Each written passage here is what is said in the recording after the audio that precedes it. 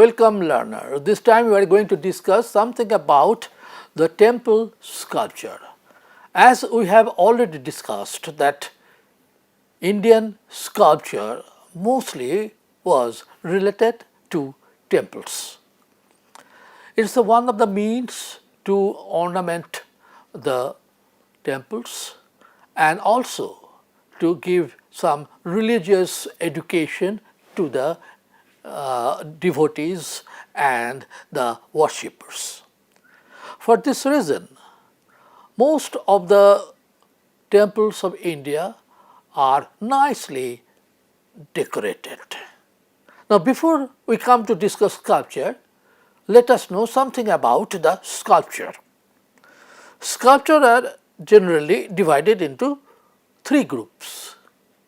One is sculpture in the round, second high relief or bas relief sculpture, and third one is relief sculpture. Sculpture in the round, that is freestanding. That means you can watch that piece of work going around the sculpture. So, suppose this is a sculpture piece, and if you want to watch it, you just go around and you can see every part of the sculpture, back, side, front and everything. So, this is actually to be very close with the sculpture itself.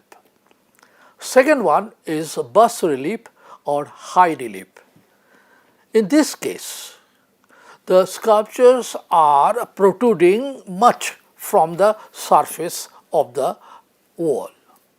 That means they are almost out of the wall, except it is clinging some part in the backside with the wall. In fact, most of the Indian temple sculptures are bas relief in character. They are clinging to the wall, as you can see here, a famous work that is from Elephanta, Trimurti. This is carved out of the cave wall and it is coming out a lot from that. So, we call it relief sculpture or bas relief. There another kind of sculpture that is actually not much protruding from the surface, just they are partly relieved from that. You can see here one such. This is a low relief sculpture. It is not protruding much from the surface. So, we have seen three types of sculpture that is used in Indian temples. Now, first thing that we are going to discuss of the style that are used in Nagara temples. Odisha will be the best example for that. The Sura Sundari, this is a well-known sculpture of Konark temple. This is uniquely a in the round sculpture on the top of the temple. That means almost near the Kalasa or Amalaka. There are so many such sculptures on this space all around that shikhara. These are the heavenly or celestial musicians. They are playing different kind of musical instrument. Here we see a divine Apsara or Surasundari. She is playing a drum. Notice the use of the stone here. Remember, Odishan stones are very fragile, they have lot of iron in that, and the sea is very close to it. So, the saline water and in the same time the air also containing lot of saline in them, and that's the reason you will see the pores all over the stone.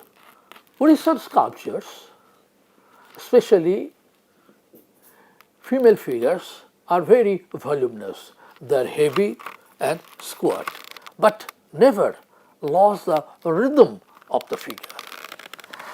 The faces are almost stereotyped in all cases. There are not much expression in the face, but they are pleasant and smiling. All the faces are equally have same kind of expression. The drum, you can see that she is playing, and with the rhythm of the drum, her figure also tilting and very nicely in this particular sculpture. Then we come to another sculpture from Khajuraho, that is central India, that is the work of the Chandelas dynasty. Khajuraho is famous for its sculptures, particularly the Kanderiya Mahadeva temple that I have discussed. It is the style which is called Besara. The high plinth and the outer wall, or the jangha as we can call it also, of this particular architecture is heavily loaded with sculptural beauty. There are different kind of themes that have been used by the sculptors of Khajuraho. There are secular themes, means the everyday life of the common people. There are royal themes, there are the themes around the court of the kings, and different kind of gods and goddesses. And most famous Khajuraho is for its erotic sculptures. In any case, so the sculptural style is extremely beautiful, and in the same time the rhythm of the carving is also amazing. Here is such an example you can see. See how the artist has used the rhythm of the figure like a creeper, as if it's not a human being, but a creeper is gradually growing towards the upside. And you can see in the same time that artists had taken a lot of artist freedom. If we want to judge it in terms of Western physiological nature, then it would be seem to be very wrong. But artist didn't care. His utmost aim is just squeeze out the beauty of the female figure, not the representation of the realistic appearance of the female figure. So here we'll see that how they have abstracted, how they have geometrically formed the human figure in this case. Again, we'll see one of the very famous sculpture from Rashtrakuta period. Elephanta, just few kilometers away from the mainland of Mumbai, a very small island. There are few caves. In that caves, you will find so many sculptures, almost like that of Ellora or Ajanta. Rashtrakutas, they are great lover of art and architecture. And here you see, being Shaivatic by religion, they dedicated almost all the temples and art to Shiva. Elephanta is very famous for Shaivatic art. Here also you see a very beautiful sculpture that is called Kalyana Sundara Murti.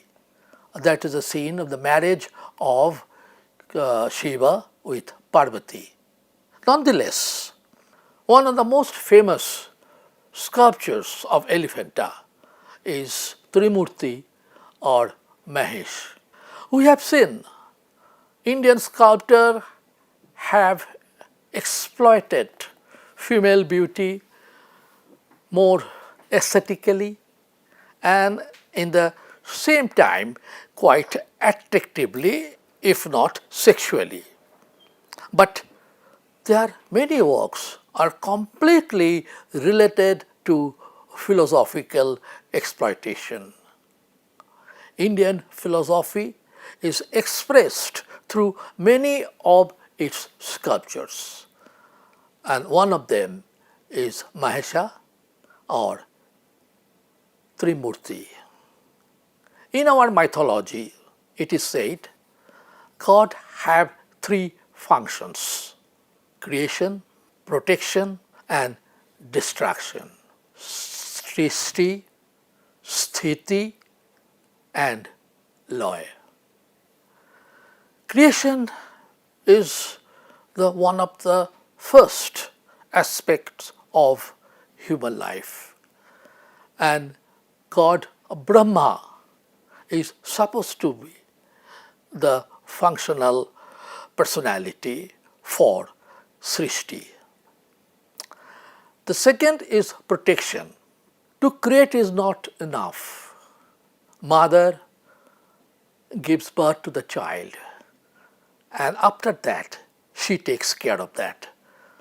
Bringing the child up is one of the most important duty of mother. In the same way, Brahma's creation is not enough. To protect it is very important.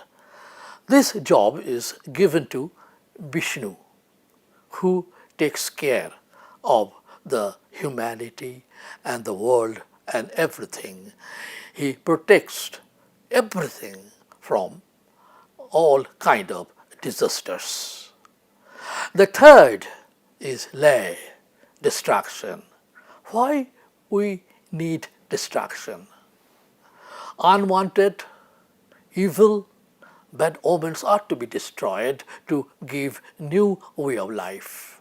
So, time to time, it is very important to eliminate all those elements, and that is the job of Shiva. In his Tandava Nritya, which we will discuss later, how he actually trampled the evil under his foot and gave protection to the believers and devotees. So appears the Trimurti. Notice there is three faces. The first face is calm and quiet. That is the other face is Aghora. That means anger. Rodra Ras. That means the appearance of destruction. And this one is feminine, that gives birth to the new generation. So the middle one is calm and quiet, but Sthiti or Srishti. Second one is caring, and third one is the destruction. So Trimurti and Mahesha is a very symbolic kind of work of art that we see here. After that, we come to another very beautiful work that we see in Illura. In Illura, we have different kind of themes taken from epics, Ramayana, Mahabharata, then Bhagavad Puran, etc., etc. Here you see one beautiful work, Sita Haran, abduction of Sita. The unusual composition of this relief work is very interesting. The diagonal figure of the Ravana, who is fighting Jatayu, and the chariot in one of the corners of the composition where Sita is watching the combat between Jatayu and Ravana. This kind of composition is unacademic. In Western countries, Toulouse-Lautrec and Degas had tried it and faced a lot of criticism for their unusual composition.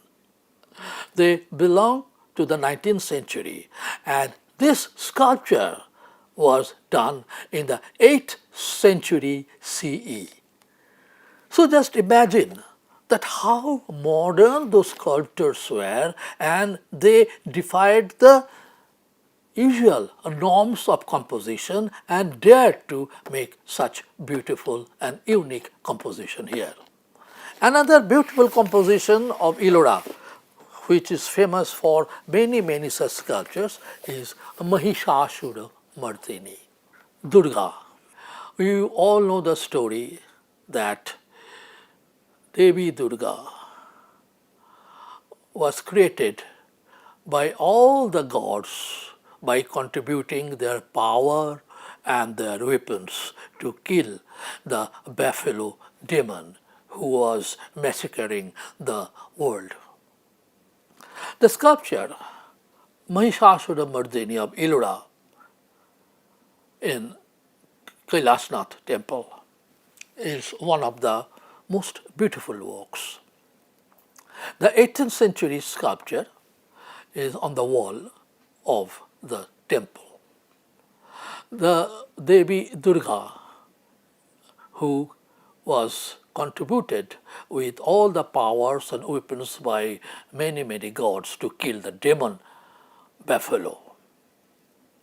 The image of Durga is sitting on the lion and with her all force is killing the buffalo demon. See the composition.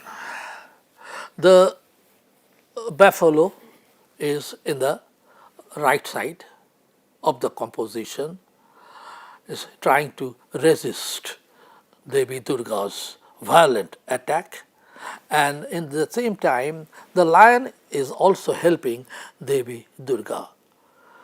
The composition are full of movement, which is very unusual in the 18th century sculpture.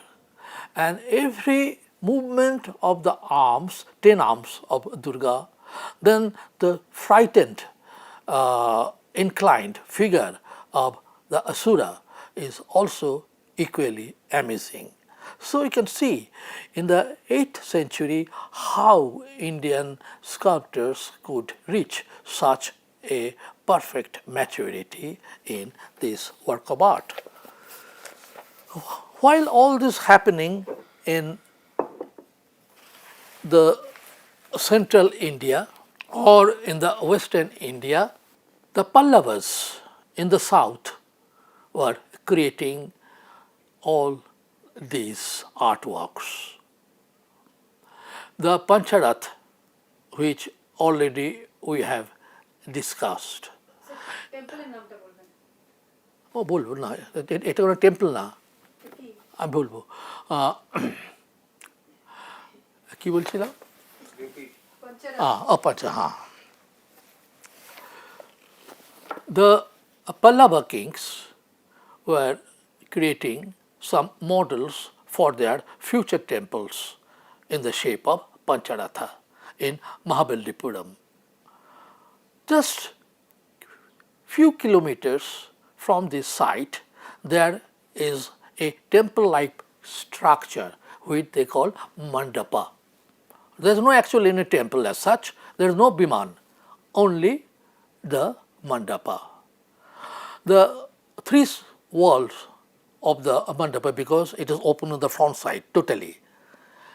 In one side, the left side of the mandapa, there is a beautiful sculpture that we'll discuss already. And again, in the middle of the mandapa and the Pancharatha, there is a huge boulder. And this boulder is beautifully curved with low relief sculptures. You can see here. Now, the scholars have different opinion about the identification of the theme.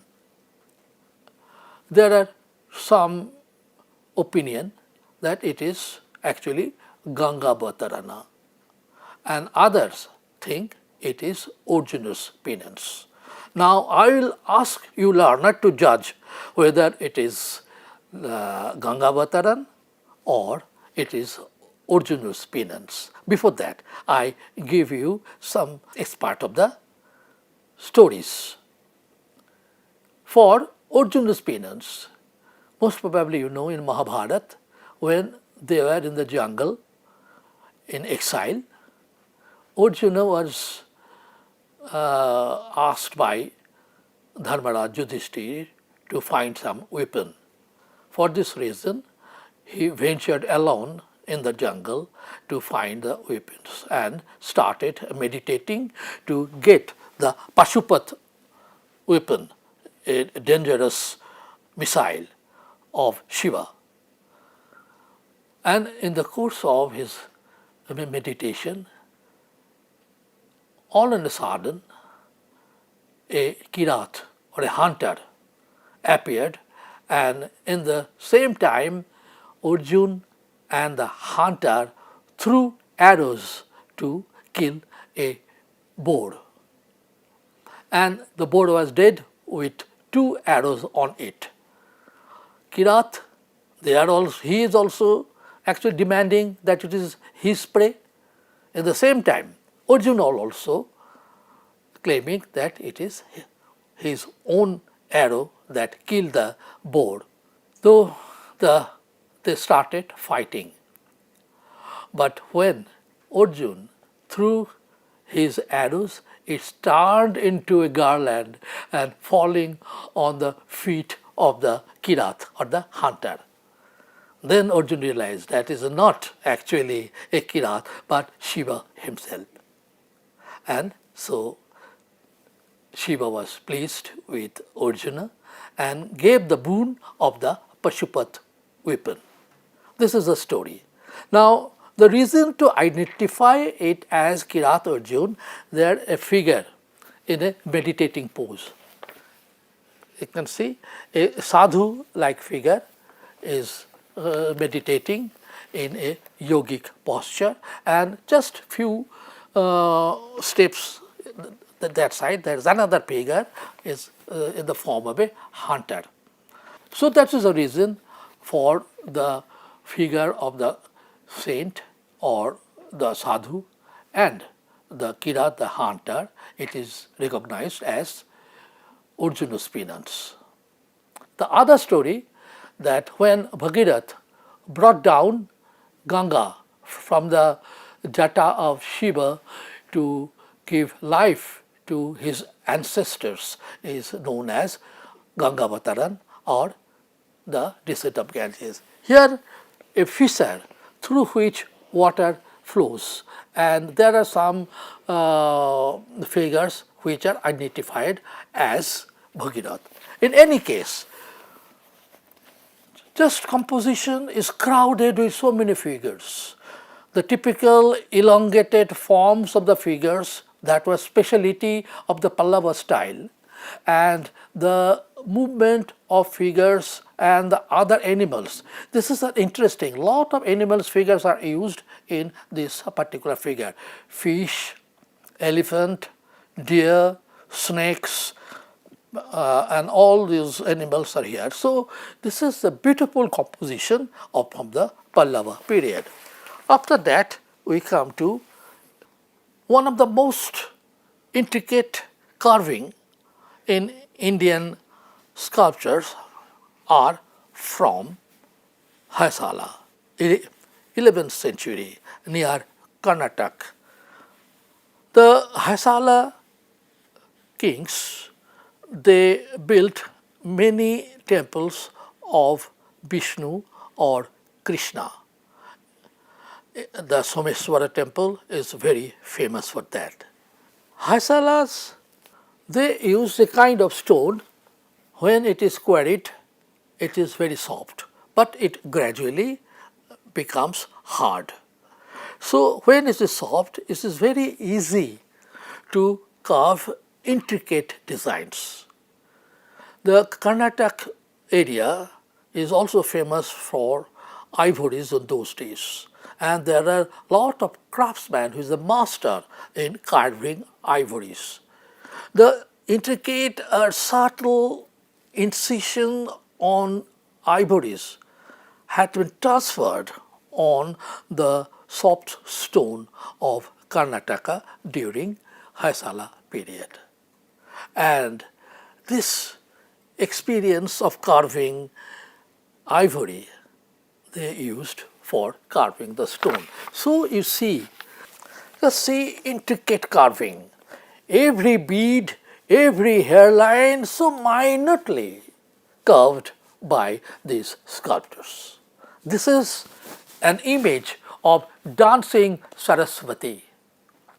The beautiful design all around, the carving of the jewelries, the tassels, everything is wonderfully exercised by these sculptors. But scholars believe this is the beginning of decadence of Indian sculpture. The sculpture belonged to Halebid temple in Hoysala period. The designs and intricate carvings are the reason for which scholars believe it is the decadent period of Indian art. Why? When artists start the aesthetic quality, they prone to be more and more ornamental. According to scholar, Hoysala art is the beginning of the decadence of Indian art because the artists try to cover their aesthetic quality by adding a lot of ornamentation and decoration. The overcrowded designing and use of all these decorative qualities actually covered the human body's special kind of aesthetic expression. In contrast to Gupta age, just remember the famous sculpture of Sarnath Buddha. Without any ornamentation, it expresses the spiritual quality. But when it is covered with so much jewelry and ornamentation, you lost that sense of spirituality.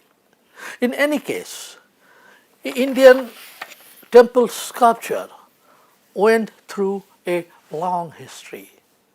From the time of the Guptas, the Aihole temple sculpture, to gradually moving towards the Ganga dynasty of Orissa, then the Chandela dynasty of central India, and after that Rashtrakuta. And in this side, Pallavas, Cholas and Hoysalas, they excels in the beauty of ancient Indian sculptures. So learner, we have seen that most of the sculptures of ancient India are related to the temples. Either they are simply used as a decorative quality, or they are used as expression of spirituality. So I hope you have enjoyed this lesson of temple architecture and art, and it will further help you to learn more. Thank you.